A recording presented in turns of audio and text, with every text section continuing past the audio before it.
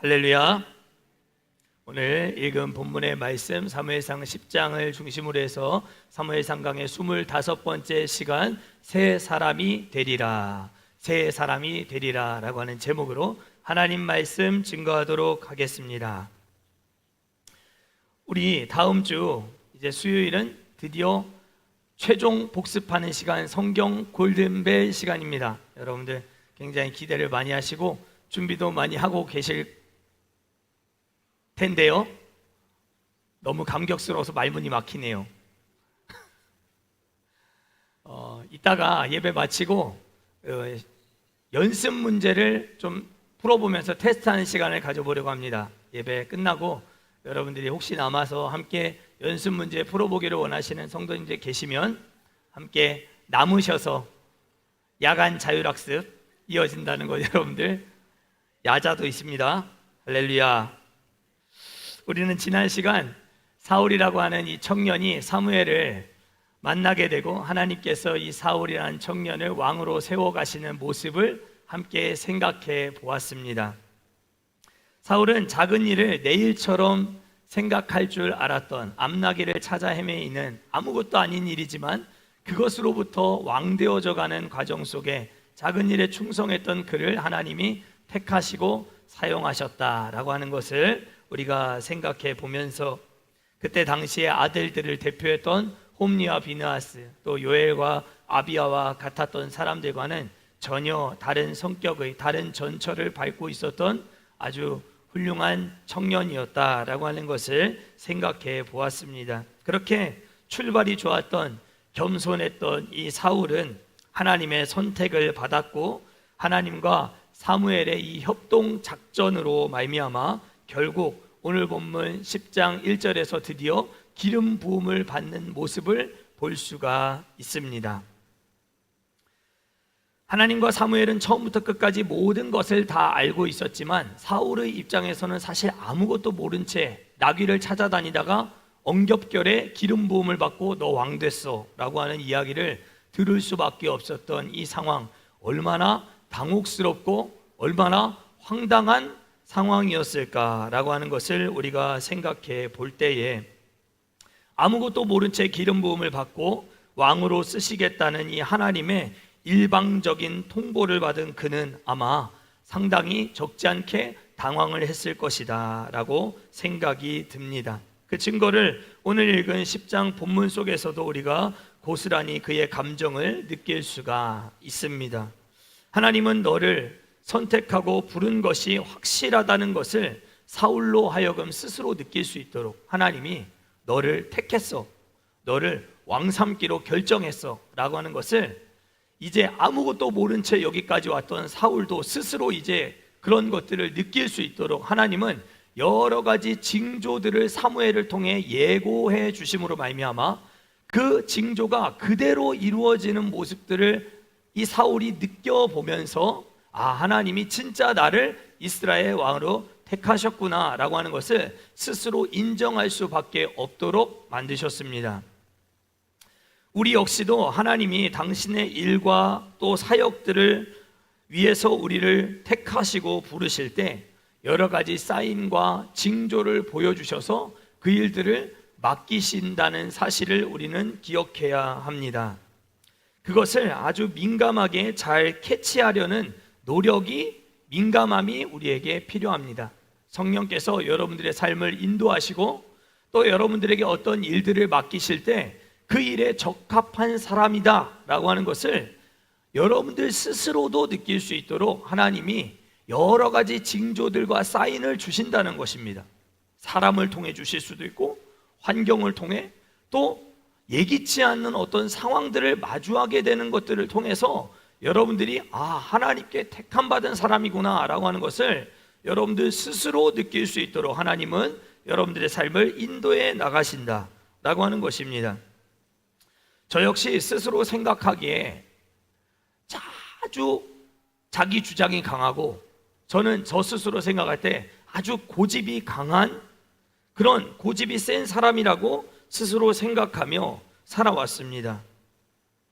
그래서 어떤 일을 할 때도 처음부터 끝까지 제가 딱 그려놓은 그림대로 딱 이루어져 갈 만한 상황이 제게 딱 준비가 되어 있지 않으면 상당히 마음에 큰 불편함을 느끼는 그런 사람 중에 한 사람이었습니다.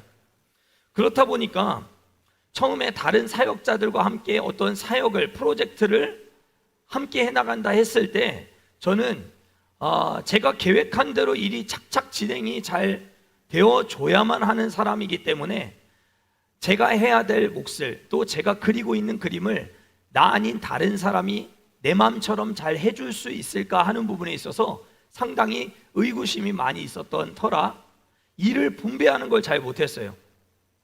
다 제가 하나부터 끝까지 체크하고, 혹시라도 제가 부탁하고 일을 맡기더라도 그것을 제가 이중으로 꼭 체크를 하고 내가 원하는 대로 일이 진행이 되었는가 안 되었는가를 확인해야만 하는 그런 성격이었습니다. 그러다 보니까 아싸리 처음부터 그냥 내가 하는 것이 속이 편하다라고 하는 것들을 많이 경험하게 되면서 나는 일을 맡기는 것을 굉장히 어려워하는 사람이구나 라고 하는 걸 알게 되었습니다.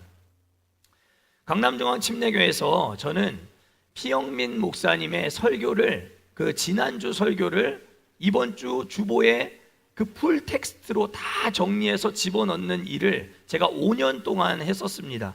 그러니까 그 전주 주일 설교를 제가 주중에 계속 듣는 거죠. 그리고 문장을 다듬고 어색한 부분들은 빼기도 하고 또 바꾸기도 하고 수정해서 주보에 한 3장 반에서 4장 정도 되는 분량을 전체 원고를 다 집어넣는 일을 제가 5년 정도 했었습니다. 그러니까 문장을 매끄럽게 다듬고 설교를 듣고 정리하는 것, 이런 부분에 있어서는 저는 아무튼 훈련을 좀 많이 받았던 것이죠. 그런데 이 주보를 최종적으로 넘겨야 하는 시기가 있습니다. 강중침에서는 금요일 오후 2시를 절대 넘길 수가 없어요. 12시부터 2시까지, 금요일 오후 12시부터 2시까지가 최종 이 주보를 마무리해서 넘겨야만 인쇄업체에서 그것대로 찍어서 이제 3,000부가 배달이 오는 겁니다. 제가 이제 주보에 그 설교문을 전체 텍스트를 실어서 금요일 오후 2시까지 이제 넘겼습니다. 그리고 이제 금요일 저녁 금요 성령 집회가 있으니까 그때쯤 되면 이제 인쇄된 3,000부가 딱 배달이 오거든요. 그럼 이제 그 내용을 이제 쫙 확인을 하는 거죠. 제대로 잘 뽑혀 나왔나. 근데 그날에 지난주 피영민 목사님의 설교문은 참 잘 실렸는데 그 설교의 본문이 2주 전 본문이 그대로 나오게 된 것입니다. 거의 분량이 한 요 정도 되는 신명기 본문이었는데요. 그러니까 본문을 바꾸지 않고 설교문만 실어서 주보가 이미 인쇄가 다 되어서 나오게 된 거예요. 강중침에서는 주보에 직분이나 사람 이름이나 어떤 행사나 날짜가 잘못 프린팅돼서 나오게 되면 온 교역자가 그 라벨지가 있는데 그 라벨지에 그 칼집을 쫙 내가지고 뒷장이 뜯어지지 않게끔 스티커로 다 만들어가지고 그걸 뜯어서 토요일 저녁에 그걸 확인하게 되면 금요일 저녁에 확인하게 되면 이제 토요일 오전부터 오전 내내 그 스티커를 붙여서 잘못된 오타를 붙이게끔 되어 있는 교회였어요. 다른 성도들은 이 작업에 전혀 동원되지 않아요. 오직 교역자들만, 심지어 목사, 전도사님 할 거 없이 다 모여가지고 그거 잘라가지고 붙이는 거 하는 거예요. 근데 제가 담당하고 있는 설교 파트에서 성경 본문이 지지난주 걸로 잘못 들어가게 된 것을 확인하게 된 순간 한 번도 그런 적이 없었던 제 성격에 이게 잘못 성도들에게 나간다 한들 사실은 별로 잘 티는 나지 않아요. 본문을 다 읽어보진 않거든요.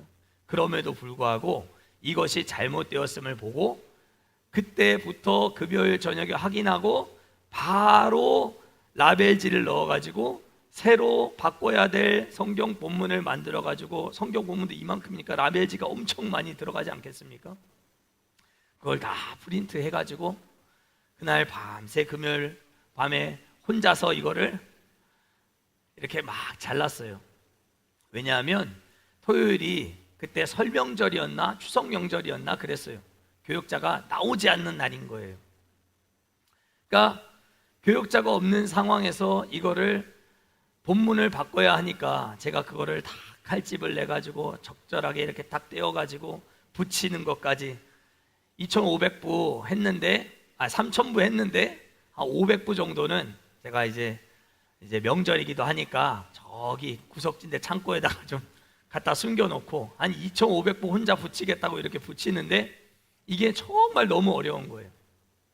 그래서 안 되겠다, 토요일 하루 종일 이걸 감당해야 한다 해가지고 주보를 2,500개를 집으로 가지고 가서 내내 그거를 혼자서 또 와이프에게 도와달라고 해서 그것을 붙였던 일이 있습니다. 사실 단순 작업이니까 좀 도와달라고 해도 되잖아요, 그렇죠? 그런데 미련 곰탱이 같이 그것을 혼자 하겠다고 그것을 밤새 붙여가지고 2,500부를 주일날 딱 일부 예배 시간에 가지고 왔었습니다.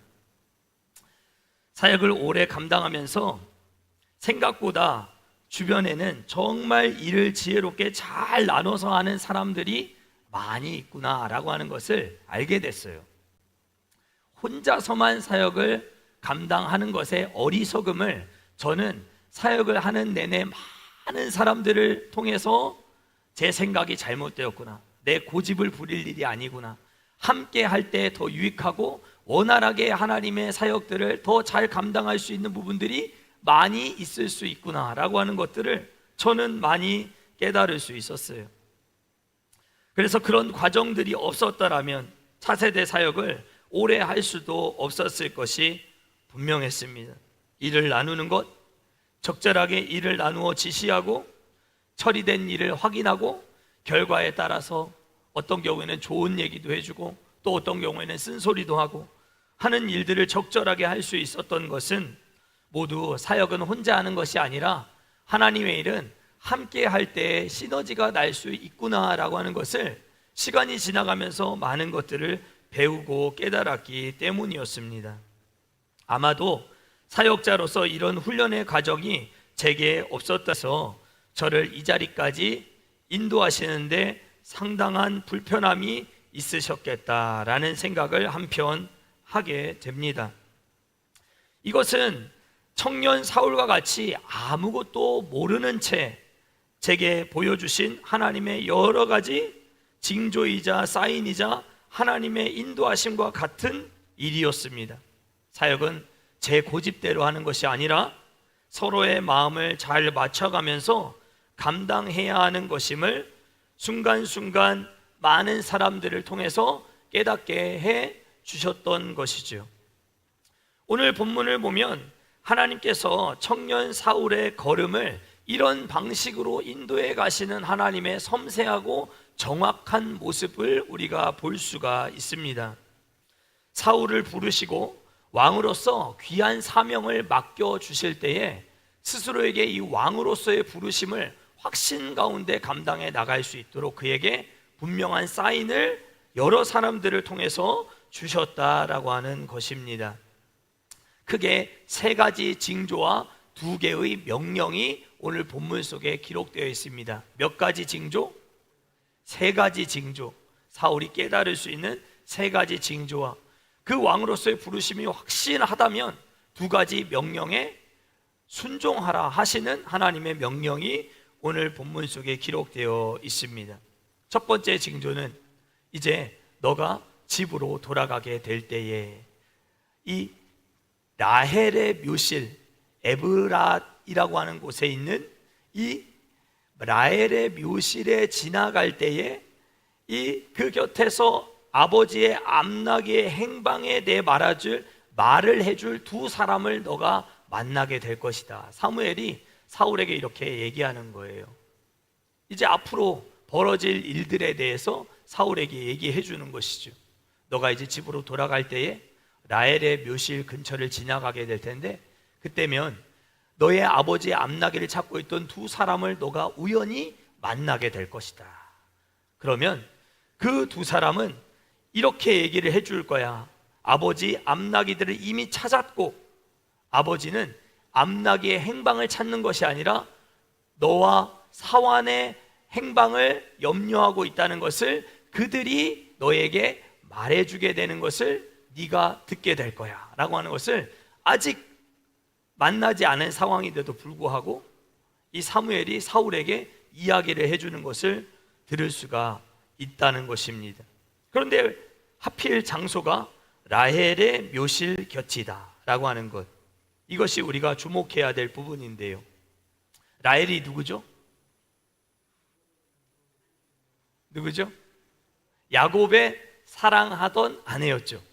라헬이 요셉과 베냐민을 낳았습니다. 근데 이 베냐민을 낳다가 죽어요.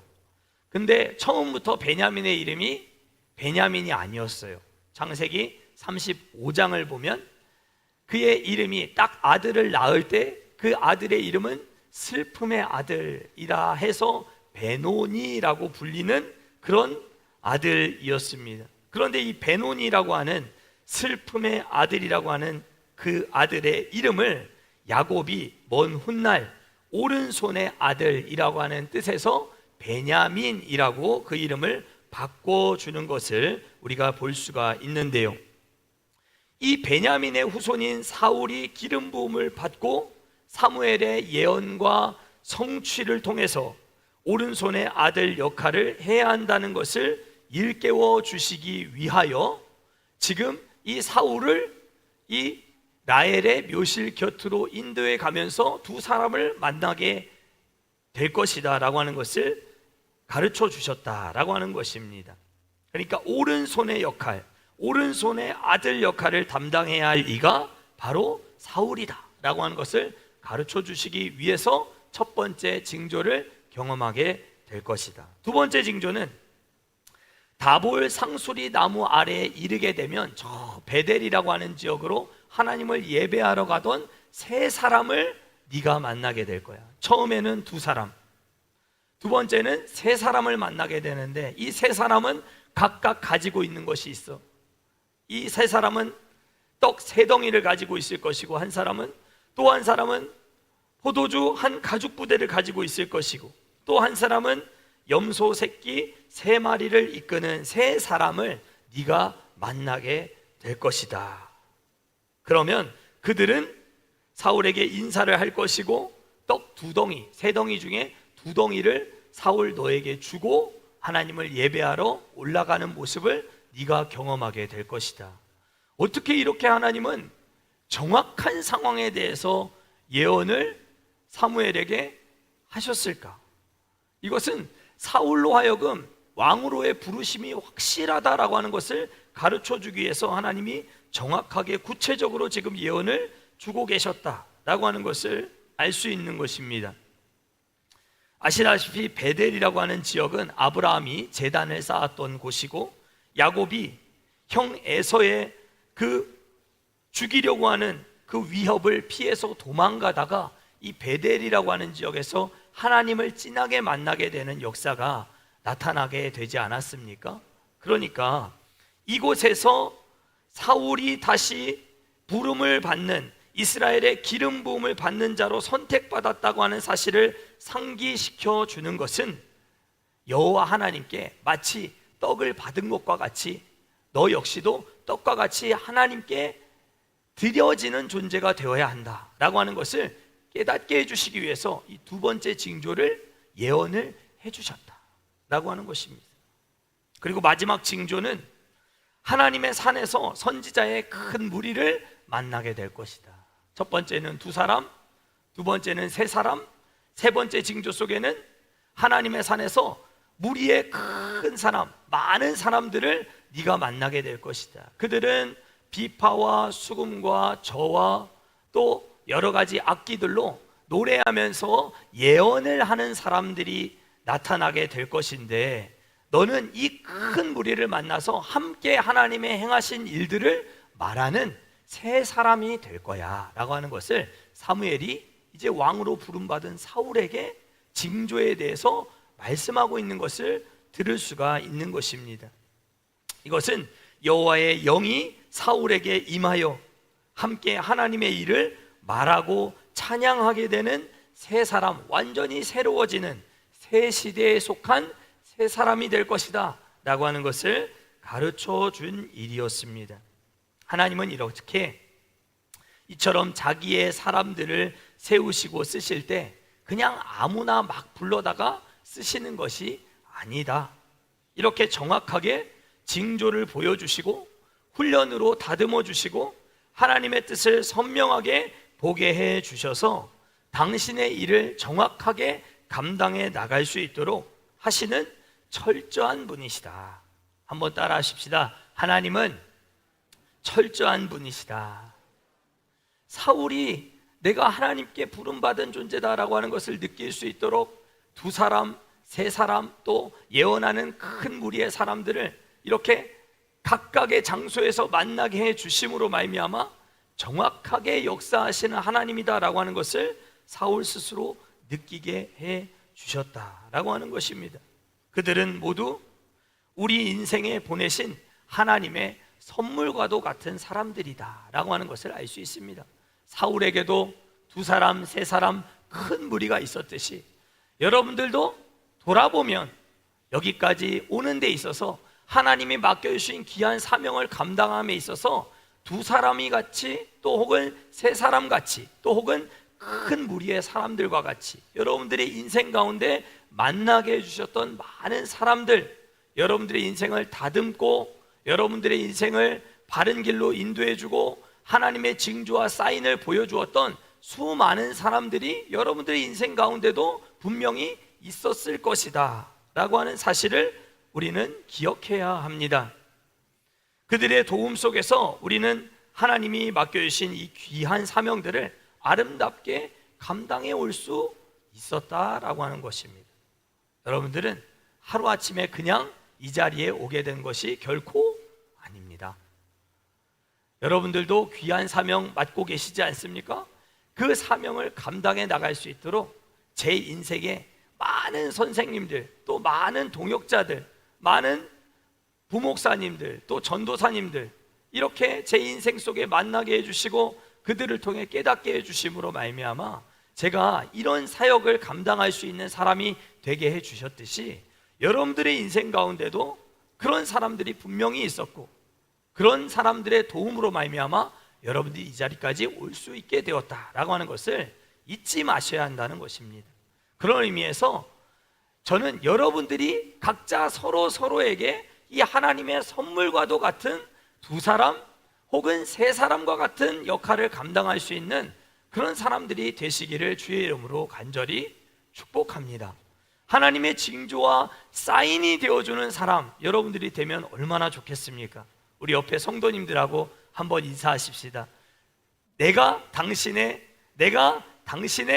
선물이 되겠습니다. 이렇게 한번 인사합시다. 내가 당신의 선물이 되겠습니다. 제가 여러분들의 징조가 되겠습니다. 하나님께 쓰임받는 도구로서 그렇게 여러분들 서로에게 귀한 징조가 될 수 있는 그런 우리 모두가 되었으면 좋겠습니다. 사무엘은 이 세 가지 징조들로 말미암아 사울이 이스라엘의 왕으로 확실히 선택을 받았다라고 하는 것을 확인하게 될 것이다 라고 가르쳐 주었습니다. 그리고 이 연속적인 징조가 그대로 나타나게 되었다라고 하는 것을 9절 말씀이 우리에게 가르쳐 줍니다. 9절 말씀 함께 읽어볼까요? 시작. 그가 사무엘에게서 떠나려고 몸을 돌이킬 때에 하나님이 새 마음을 주셨고 그날 그 징조도 다 응하니라. 아멘. 하나님의 이 연속적인 징조, 두 사람, 세 사람, 큰 무리의 사람을 만나게 하시는 이 정확한 역사가 그대로 다 응하게 되었다라고 하는 것을 오늘 성경이 말해주고 있습니다. 사울은 이 하나님의 징조를 보면서 내가 하나님께 쓰임받는 사람이 되겠구나라고 하는 확신을 분명히 가졌을 것입니다. 그럼에도 불구하고 그는 하나님께서 주시는 두 가지 명령에 대해서 머뭇거리고 주저하고 그 명령에 순종하지 못하는 모습을 보여주고 있습니다. 그 두 가지 명령은 7절과 8절에 각각 기록이 되어 있습니다. 첫 번째 하나님 주시는 명령은 7절입니다. 이 징조가 내게 임하거든 너는 기회를 따라 행하라. 하나님이 너와 함께 하시느니라. 8절 말씀은 함께 읽어볼까요? 시작.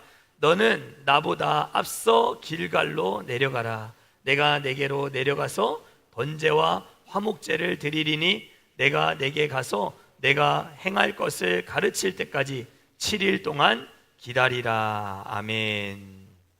첫 번째 명령은 7절에 기록되어 있는 것처럼 기회를 따라 행하라 이렇게 되어 있고, 두 번째 명령은 사무엘보다 빨리 길갈로 내려가서 사무엘의 가르침이 있기까지 7일을 잘 기다리라 라고 하는 두 가지 명령이었습니다. 이 두 가지 명령은 이어지는 명령이 아니라 아주 긴 시간의 텀을 두고 있는 명령입니다. 그래서 이 7절과 8절이 사무엘상에서 아주 해석하기 어려운 난해 구절 중에 하나입니다. 이 두 가지 명령에 대해서 사울이 진짜 순종을 했는가 머뭇거렸는가 학자들마다 의견이 많이 다릅니다. 그러나 먼저 7절 하나님 주신 명령, 너는 기회를 따라 행하라 이렇게 기록되어 있는 이 명령에 대해서 사울은 어떻게 행했는가? 이 말씀을 원문으로 직역을 해보면 이렇게 됩니다. 너는 내 손이 발견한 것을 행하라. 너는 내 손이 발견한 것을 행하라 이렇게 되어 있어요. 이 말은 내가 옳다고 생각하는 것을 주저없이 행하라 라고 하는 뜻이다. 이렇게 주해를 할 수 있습니다. 너는 징조를 보았니? 그러면 네가 옳다고 생각하는 바를 그 즉시 행하는 사람이 되라. 이것이 하나님 주시는 첫 번째 계명이었습니다. 그러면 구체적으로 뭘 기회가 닿는 대로 행하라는 것인가? 무엇에 대해서 옳은 것을 보고 행하라는 것인가? 우리가 의구심을 가질 수 있죠. 여기에 대해서 학자들은 이 사울의 왕으로서의 역할과 연결지어서 이것을 이해하고 있습니다. 우리 앞장 보시면 9장 16절을 보시겠습니다. 한 장 앞장 넘기시면 사무엘상 9장 16절에 이 베냐민 사람 이 사울을 불러서 왕의 역할을 맡기실 때 구체적으로 무슨 일을 하는 사람이 될 것인가 했을 때 그가 내 백성을 블레셋 사람들의 손에서 구원하리라 이렇게 되어 있지 않습니까? 블레셋 사람들에 대해서 이스라엘 백성들을 구원하는 일에 있어서 네가 네 눈에 보기에 옳은 일, 그 일을 기회가 닿는 대로 행하라 라고 하는 명령이었다. 이렇게 이해를 하고 있는 것입니다. 그래서 세 번째 징조를 보았을 때 하나님의 산에 이르게 될 때에 하나님의 손에 블레셋의 영문이 있다라고 하는 말이 지금 본문 5절에 기록되어 있어요. 5절에 세 번째 징조, 큰 무리의 사람들을 만나게 되는 장면 속에서 블레셋 사람들의 영문, 이 영문은 주둔지를 말하는 거거든요.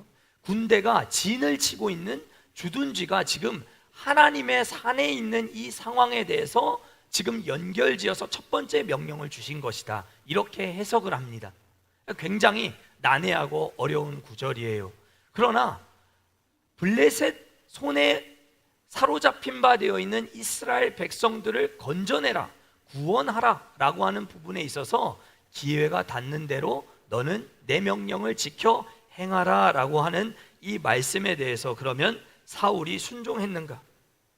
그는 순종하지 못했습니다. 그래서 13장에도 보면 이제 그가 블레셋 군대 앞에서 이스라엘 백성들을 이 흩어져 가는 백성들을 사로잡아서 군대를 재정비하고 블레셋과의 전투를 준비하려고 하는 그런 모습들을 볼 수 있지 않습니까? 그러니까 첫 번째 전투는 암몬과의 전투였어요. 그러니까 이 사울이 왕으로서 부름받아서 첫 번째 계명을, 이 명령을 지키는 부분에 있어서 그가 마음이 많이 주저하고 흔들렸었다 라고 하는 것을 우리가 알 수 있고, 두 번째 명령은 8절이라고 했어요. 10장 8절, 길갈로 사무엘보다 먼저 내려가서 사무엘의 가르침을 받기까지 7일의 시간을 기다리라라고 한 부분에 대해서 사울은 인내하지 못했죠. 7일을 마저 기다리지 못하고 번제와 이 화목제를 드림으로 말미암아, 제사를 드림으로 말미암아 하나님 앞에서 하지 말아야 할 일을 저질렀고 하나님 앞에 원아웃을 당하게 되는 장면을 우리가 사무엘상 13장에서 볼 수 있는 거예요. 그러니까 지금 첫 번째 명령을 받은 시점과 두 번째 명령을 받은 시점에 이 시간적인 격차가 한 2년 정도 나 있다는 것을 여러분들이 아셔야 돼요. 7절의 첫 번째 명령과 8절의 두 번째 명령 사이에는 2년의 시간이 포함되어 있다. 아무튼 이것을 통해서 사울은 결국 이 하나님의 명령, 두 가지 명령을 다 지키는 일에 머뭇거리고 순종하지 못하는 모습을 보여주고 있는 것입니다. 그리고 이어지는 9절과 12절의 내용을 보면 사무엘이 사울에게 예고했던 세 가지 징조가 그대로 이루어지는 모습들을 볼 수가 있어요. 사울이 사무엘에게서 떠나려고 몸을 돌이킬 때 하나님께서 사울에게 새 마음을 주셨다라고 하는 것을 알 수 있습니다. 그리고 사무엘이 사울에게 일어날 것이라고 예고한 모든 일들이 그날에 다 이루어졌음을 확인하게 되는 것입니다. 그럼에도 불구하고 하나님의 명령에 주저하는 사울의 모습, 사랑하는 성도 여러분, 새로운 시대에는 성령으로 충만한, 하나님의 영으로 충만한 새 사람이 되어야 한다는 것, 이것이 우리가 오늘 본문 속에서 기억해야 될 중요한 메시지다라고 저는 생각합니다. 하나님이 지금도 당신의 영을 우리 가운데 부어주시고 우리를 새롭게 하심으로 당신의 새 역사를 써내려 가시도록 도우시는 철저하고 완벽한 분이신 줄 믿습니다. 우리 모두 하나님 보여주시는 사인을 정확하게 분별하고 하나님 명령에 순종함으로 하나님의 손에 붙들린 도구로서 아름답게 쓰임받는 저와 우리 모두가 될 수 있기를 주의 이름으로 간절히 축원합니다.